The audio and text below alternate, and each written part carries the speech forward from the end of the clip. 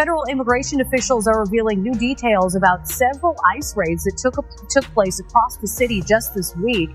Well, hundreds have been arrested since Operation Midway Blitz began, hunting for undocumented immigrants across Chicago, and now rideshare. Today was particularly remarkable just for the sheer amount of drugs they were able to seize.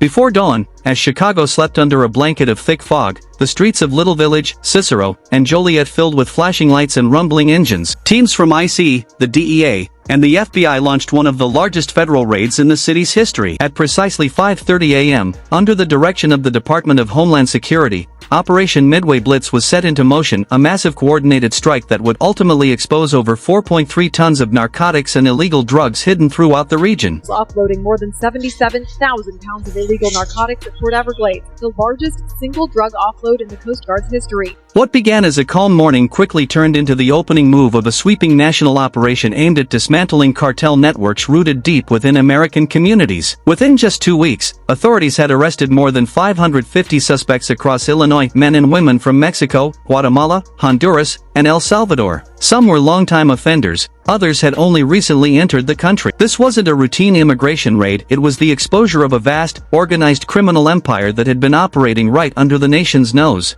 We are surging additional cutters, aircraft, and tactical law enforcement teams to the eastern Pacific Ocean to hunt down, interdict, and board these suspected smugglers, all in support of Operation Pacific Viper. The initial wave of arrests revealed a far more intricate operation than anyone had anticipated. In hidden basements and remote warehouses, agents discovered coded ledgers, stockpiles of weapons, and detailed maps linking Chicago directly to Mexico's most violent cartels. At the center stood the Jalisco New Generation Cartel, CJ&G, a transnational powerhouse whose influence had seeped deep into the American interior. Investigators soon realized these weren't random immigration busts but components of a sophisticated logistics web. Illegal migration had been weaponized as cover, a human smokescreen masking the movement of narcotics, cash, and firearms along legitimate shipping routes. The same trucks delivering fruits and vegetables into the city were also smuggling powder, pills, and rifles hidden behind expertly crafted false panels. National Airport this month.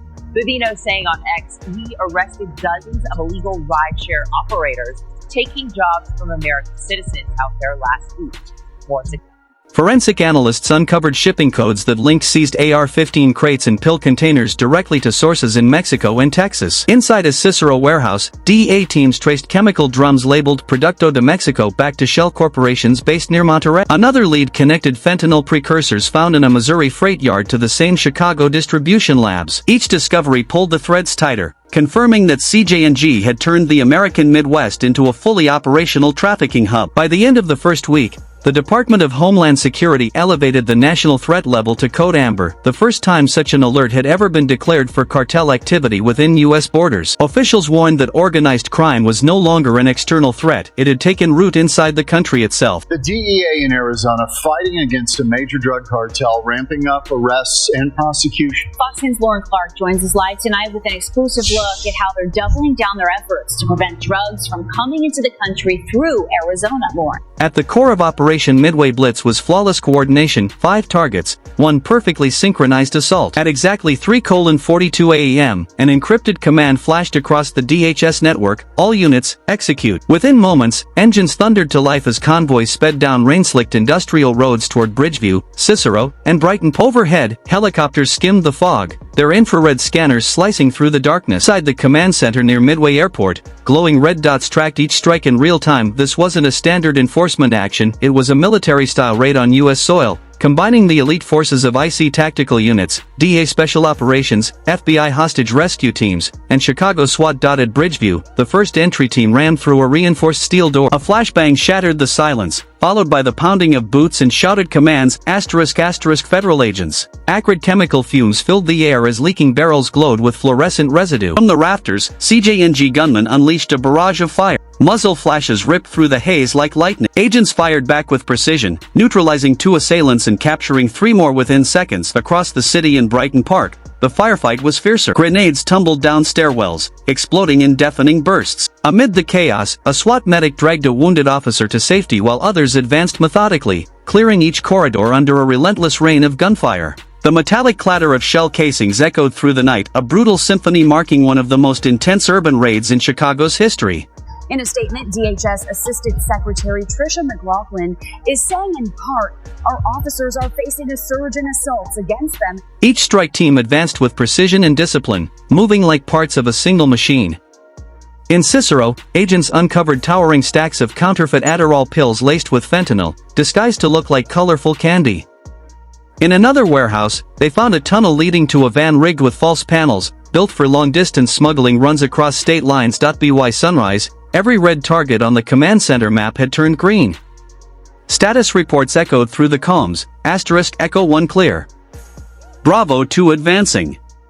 Target 4 secure. The data told the story, 4.3 tons of narcotics seized, 37 firearms recovered, 2 grenade launchers confiscated, and 15 suspects taken alive. Remarkably, there were 0 civilian casualties. It was the largest joint federal operation since Operation Pipeline in the 1990s, and by all measures, one of the most successful in U.S. enforcement history. When the final shots fell silent, the stillness that followed felt heavier than triumph. Steam curled from the rain-soaked streets as armored trucks rumbled back toward headquarters, their windows cracked and panels dented from the fight. Across Chicago's weary neighborhoods, communities long haunted by cartel violence, residents watched the convoys vanish into the morning mist. For the first time in years, it seemed the balance had shifted inside the IC command center. Walls glowed with maps, timelines, and evidence photos, each fragment part of a vast puzzle stretching from Mexico's cartels to America's heartland. What began as a pre-dawn immigration sweep had transformed into something far greater, a revelation. The cartels were no longer at the border. They were already here, and on that fog-drenched morning, Chicago became the first American city to strike back from within.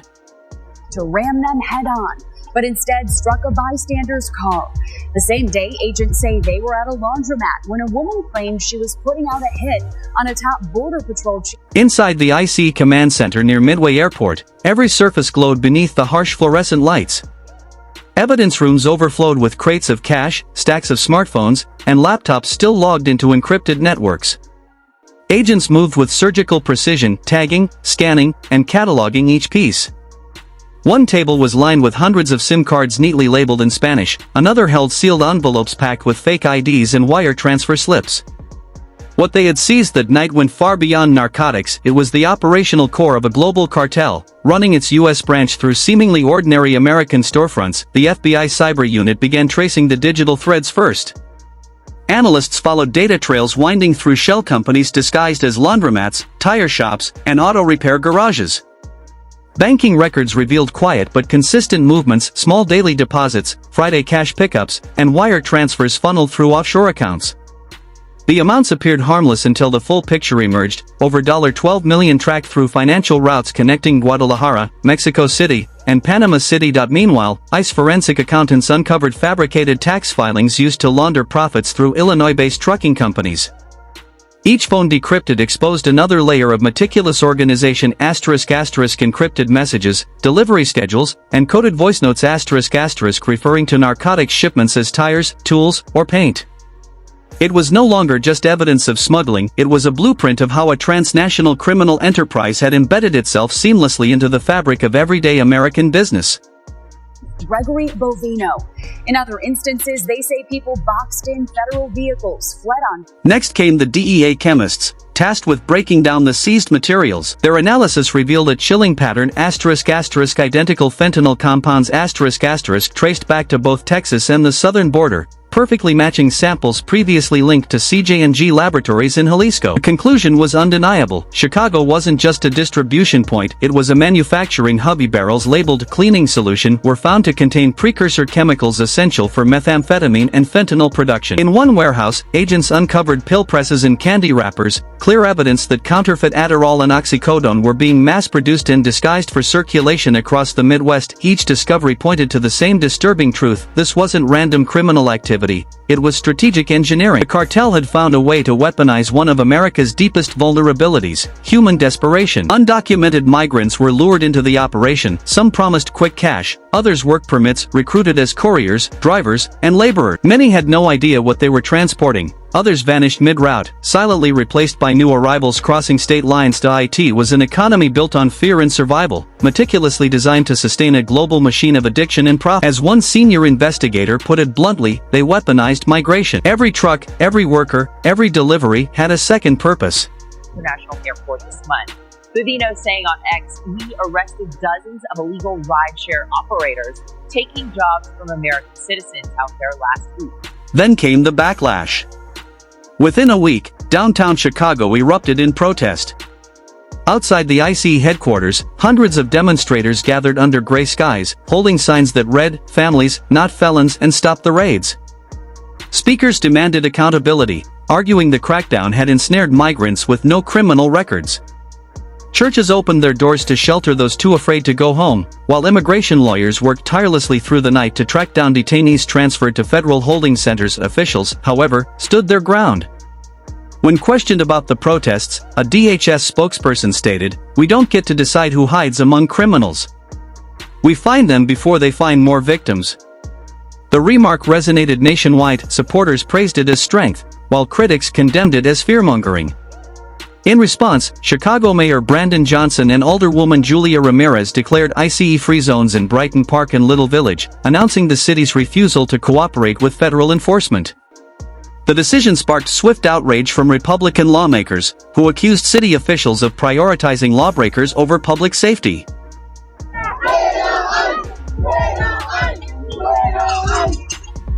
It's hot here. Protesters just outside of Chicago chanting "ICE out" in Spanish.